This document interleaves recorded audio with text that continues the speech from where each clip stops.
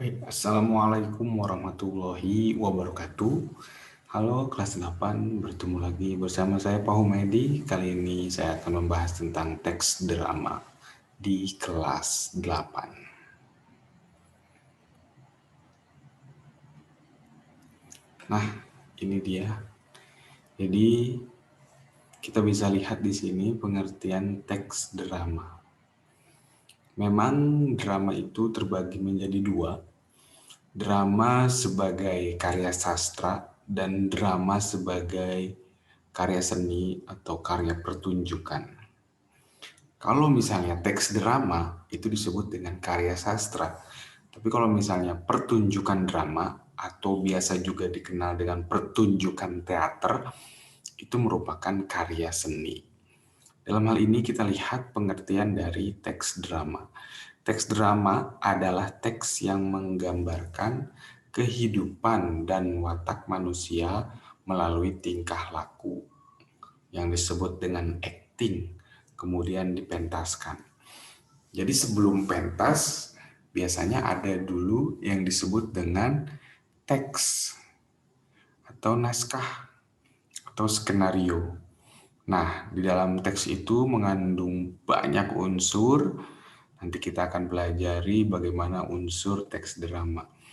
Sehingga itu semua memudahkan untuk melalui proses pertunjukan yang di dalamnya ada juga komponen-komponen pertunjukan seperti ada panggung, ada aktor yang bermain atau pemeran, ada sutradara yang mengarahkan, ada pimpinan produksi, ada stage manager, ada pengatur lampu, ada penata make up, penata kostum, dan sebagainya. Nah, itu semua merupakan konsep-konsep nanti setelah naskah itu apakah memang ingin dipentaskan atau tidak. Tapi dasarnya biasanya dalam sebuah pertunjukan drama berangkat dari teks drama atau naskah drama.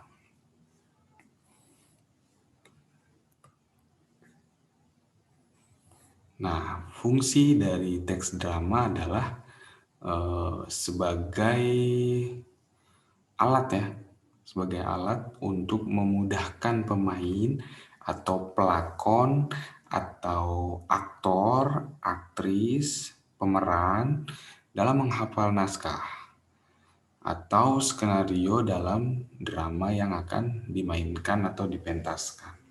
Jadi memang dari naskah drama, kemudian pemain atau aktor ya, biasa juga disebut dengan aktor, itu biasanya membaca naskah kemudian dihafalkan, setelah itu dipentaskan.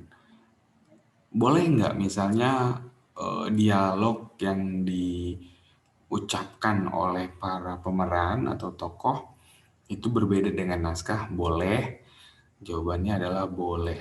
Kenapa boleh? Karena memang di situ aktor bebas untuk menggunakan dialog apa yang nyaman untuk dia, tapi dengan syarat inti dari dialog itu tersampaikan. Jadi sekali lagi fungsi teks drama adalah untuk memudahkan para pemain atau pelakon dalam menghafal naskah atau memerankan naskah itu. Memerankan tokoh dalam naskah maksudnya. Nah, ini ada contoh ya, misalnya drama itu seperti ini. Kita bisa lihat gambar di sini. Ada dua orang sedang berdialog. Dari ekspresinya kita bisa lihat di situ sedang ada semacam dialog yang memang entah itu bingung, membuat bingung si perempuan di sana, atau mungkin ini sedang melakukan obrolan bujukan atau rayuan atau ajakan dan sebagainya. Kita bisa lihat dari foto ini saja. Yang bawah itu adalah tokoh juga ya, bisa dikatakan tokoh. Mungkin ada salah satu tokoh pemain atau pemeran dalam drama. Dan ini di bawahnya ada make up ya, menggunakan kostum, menggunakan make up atau disebut juga dengan tata rias kalau dalam drama. Nah, itu semua bisa diterjemahkan, maksudnya bisa dilakukan setelah membaca naskah drama. Tujuan dari naskah dramanya itu apa? Ingin membawa kemana nanti bisa diterjemahkan oleh siapa? Oleh pemain atau juga bisa diarahkan oleh sutradara. Nah, setelah kita mengetahui apa itu teks drama, apa itu fungsi dari teks drama, kita akan melihat bagaimana unsur intrinsik drama. Yang pertama, ada tema, kemudian ada amanat, ada alur, selanjutnya ada penokohan, dialog, dan latar. Secara umum memang karya sastra itu tidak terlepas dari unsur intrinsik, walaupun memang mirip-mirip ya. Tapi ada perbedaan di setiap karya sastra. Nah, teks drama itu merupakan sebuah karya sastra, maka di dalamnya ada unsur intrinsik. Nah, tema itu apa sih? Tema itu adalah ide atau gagasan dalam sebuah cerita. Nah, cerita drama itu biasanya mengisahkan, maksudnya mengisahkan tentang apa. Nah, itu adalah tema. Jadi tema itu ide pokok atau gagasan dalam sebuah naskah drama. Selanjutnya ada amanat. Amanat ini merupakan pesan yang ingin disampaikan pengarang melalui cerita dan peran tokoh drama itu sendiri.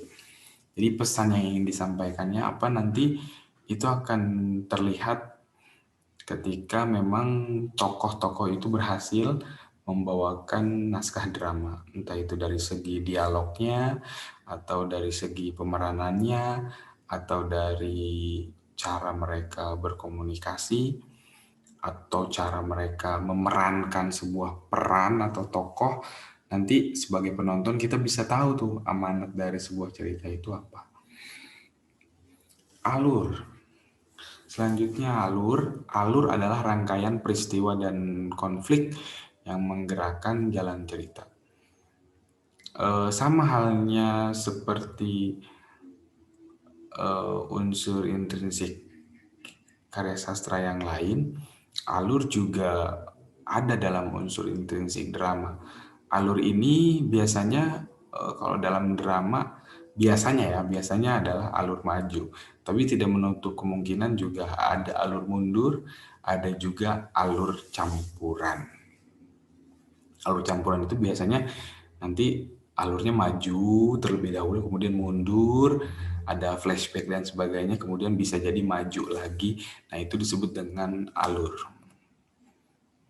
Unsur intrinsik selanjutnya ada juga penokohan, dialog, dan latar. Kalau penokohan merupakan cara pengarang di dalam menggambarkan karakter tokoh. Berdasarkan perannya, tokoh terbagi atas protagonis, antagonis, dan tirtagonis. Nah, penokohan ini memang diciptakan oleh pengarang atau penulis naskah drama ya, supaya bisa menggambarkan apa sih sebetulnya yang ingin disampaikan dari naskah drama itu. Maka tokohnya itu harus seperti apa nanti ketika dia berperan di atas panggung.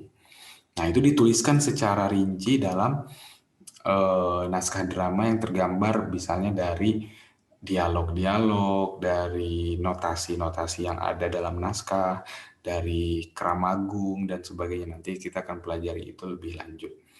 Tapi yang jelas dalam naskah drama memang ada tokoh dan penokohan. Memang ini dua hal yang berkaitan, yaitu tokoh itu orangnya ya, orang yang memerankan, tapi kalau misalnya penokohan itu cara pengarang menggambarkan tokohnya atau menggambarkan karakter tokoh itu.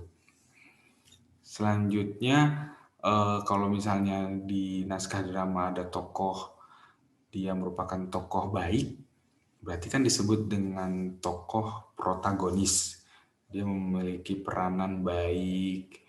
Kemudian kalau misalnya memiliki peranan jahat, itu disebut dengan antagonis. Nah, selanjutnya ada tokoh tirtagonis. Nah, ini sebetulnya ada juga yang mengatakan ini adalah tokoh netral, dia tidak diketahui sebetulnya dia baik atau jahat gitu ya, tidak tergambar. Tapi kalau misalnya protagonis dan antagonis itu sudah jelas tokohnya baik atau jahat. Kalau pro berarti ingat ya, itu berarti baik. Kalau anta itu adalah jahat, antagonis. Nah, bagaimana bisa tahu bahwa itu merupakan tokoh protagonis? Kita bisa lihat dari cara dia bertutur kata, misalnya si tokohnya, cara dia mengungkapkan sebuah kalimat, cara dia berdialog, itu bisa tergambar apakah ini protagonis atau antagonis. Kalau dalam pementasan mungkin akan lebih terlihat jelas dari ekspresi ya, ekspresi, gestur. Gestur itu maksudnya gerak tubuh, gerak-gerik yang di dalamnya memang ada pesan-pesan tertentu, ada makna-makna tertentu. Nah, kita bisa tahu dari hal-hal tersebut apakah tokoh itu bisa dikatakan protagonis atau antagonis.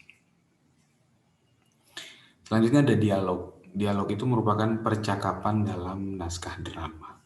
Nah, dalam naskah-naskah realis seperti naskah yang sudah ditulis oleh beberapa penulis naskah drama atau pengarang naskah drama, dialog itu harus ada dalam naskah drama karena memang itu sebagai media komunikasi antar tokoh yang di dalamnya mengandung percakapan.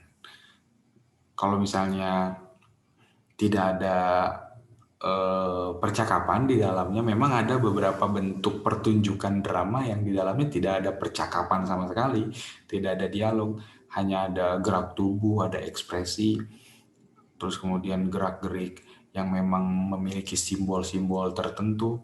Tapi biasanya dalam naskah drama atau drama realis di dalamnya memiliki dialog.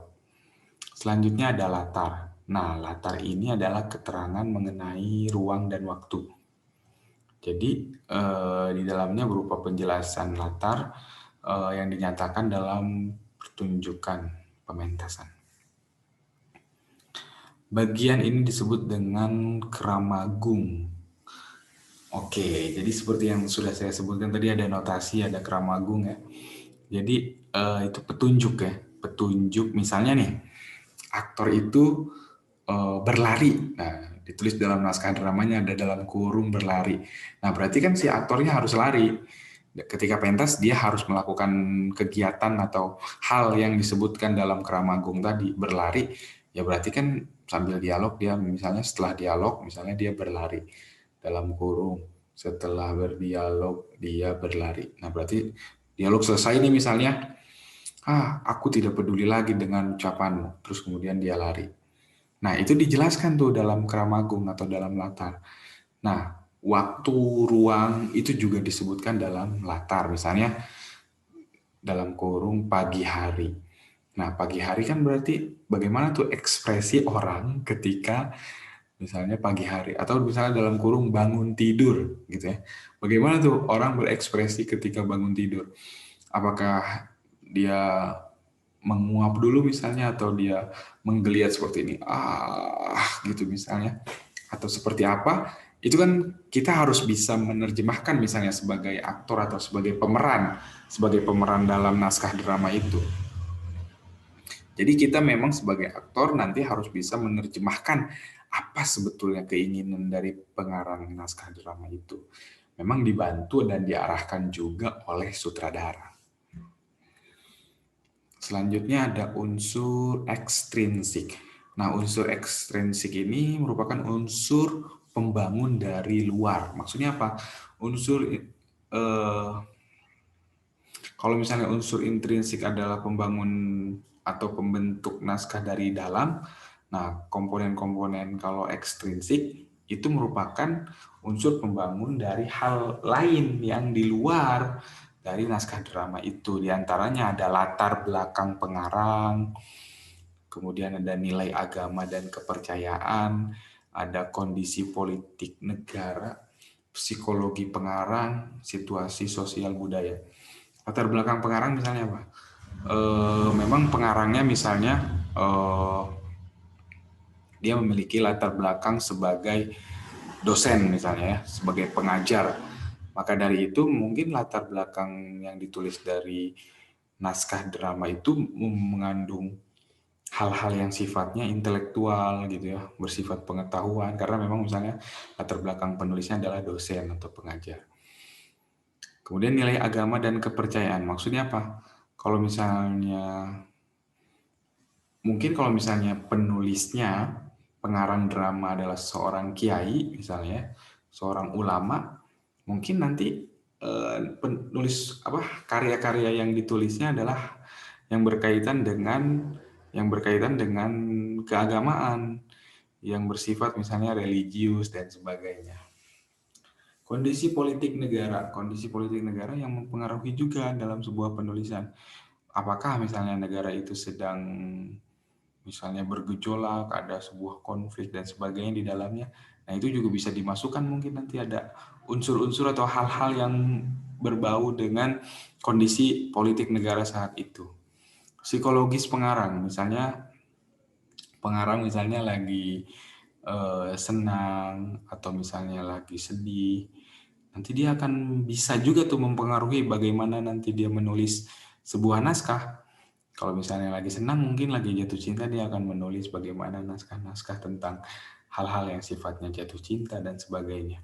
Situasi sosial budaya eh, di sekeliling kita nih, ya itu yang disebut dengan masyarakat, itu situasi sosial itu erat kaitannya tentang apa gitu, budaya yang berlaku itu tentang apa. Misalnya penulisnya berlatar belakang orang Sunda misalnya. Nah, di Sunda itu ada kegiatan-kegiatan atau tradisi-tradisi apa yang melekat di masyarakat sekelilingnya dia tinggal. Nah, biasanya dimasukkan juga dalam eh, naskah drama yang nanti akan dia buat seperti itu. Oke, sampai sini dulu materi kita hari ini, yaitu tentang pengertian drama, fungsi teks drama, unsur intrinsik dan unsur ekstrinsik. Semoga bermanfaat dan selamat belajar. Nanti kita lanjutkan ke struktur drama, kaidah kebahasaan drama dan sebagainya, oke?